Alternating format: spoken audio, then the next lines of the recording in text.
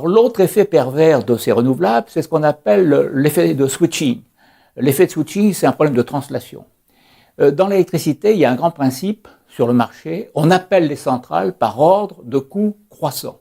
On commence par les centrales les moins coûteuses.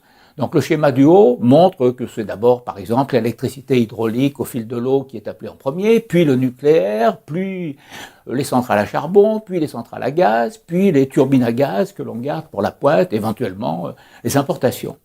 Cette électricité éolienne et photovoltaïque est injectée sur le marché. En fait, elle est injectée à coût nul, à coût zéro. Et par conséquent, cela fait se déplacer la courbe vers la droite. C'est un phénomène de translation. Si bien que le prix d'équilibre qui était relativement élevé, aux alentours, mettons, de 60-70 euros le mégawattheure dans le schéma du haut, tend à baisser fortement dans le schéma du bas, à cause de cette électricité excédentaire. Et on a même eu des situations paradoxales.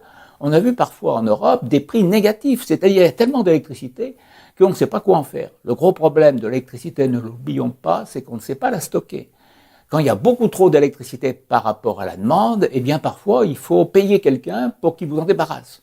Et donc sur le marché spot, souvent ce sont les compagnies suisses qui sont payées pour acheter une électricité excédentaire dont on ne sait pas quoi faire.